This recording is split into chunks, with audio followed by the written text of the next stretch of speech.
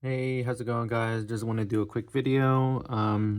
This is the Galaxy S22, and I had this for about 18 months or months or so. So this is probably the longest time I ever had a phone.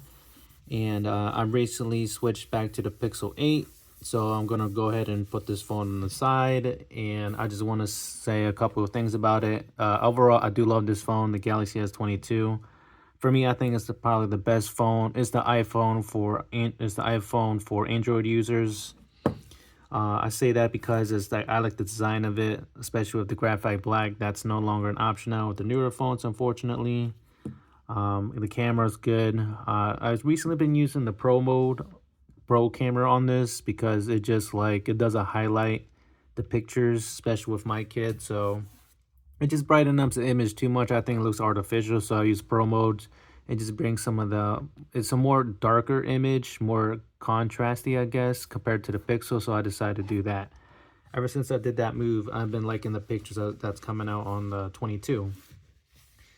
Um, Video is phenomenal too as well. You definitely gonna get some good shots out of it, and so forth. So the cameras here top notch, even though it's the 22, we're on the 24 now, and you can't go wrong with the camera. Like I said, I had this phone for 18 months. I had this phone mostly in a spec case. Definitely recommend it. But I do notice some nicks on the outer edge and around the display and so forth. I don't know if you can see it, but there's small nicks on it. I try to clean it before I shoot the video, but it's still there. So maybe it tumbles and does scratch the phone eventually at one point. I want to say it's chips. It's just maybe the paint is probably coming off or so.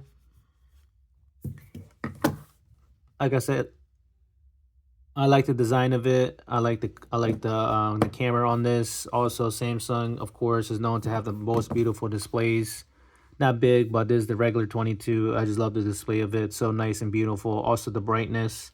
On Samsung, you should keep it 50% on manual. So and for the longest time, I had Pixels. I bounced between Pixel or Samsung phones, and I always go back to the S20, the Galaxy S series, just because the brightness is so good, so high. Even at 50% is more than adequate for daylight and nighttime. Where the Pixel phone at 50% is so much dimmer compared to 50% here. So, but that's actually fixed when you get the Pixel 8, which is phenomenal job. So good job for Google. Also, the fingerprint scanner, the ultrasonic fingerprint scanner destroys the Pixel 8 fingerprint scanner.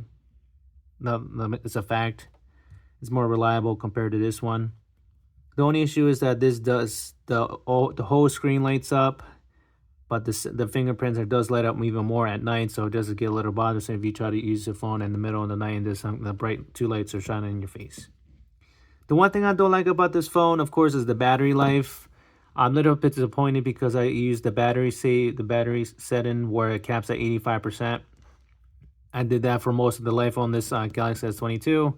It's probably actually my #1 video on my channel, so I'm glad for you guys for watching that. But the battery life is terrible, even with that condition. I usually charge my phone no more than once every so often, 2 times a week, 2 times a day or so forth. But the battery life on them terrible. Standby when not using it, it's great. When it drains the most when you're on internet, when it's active on the T-Mobile internet and downloading something, it just kills it so fast.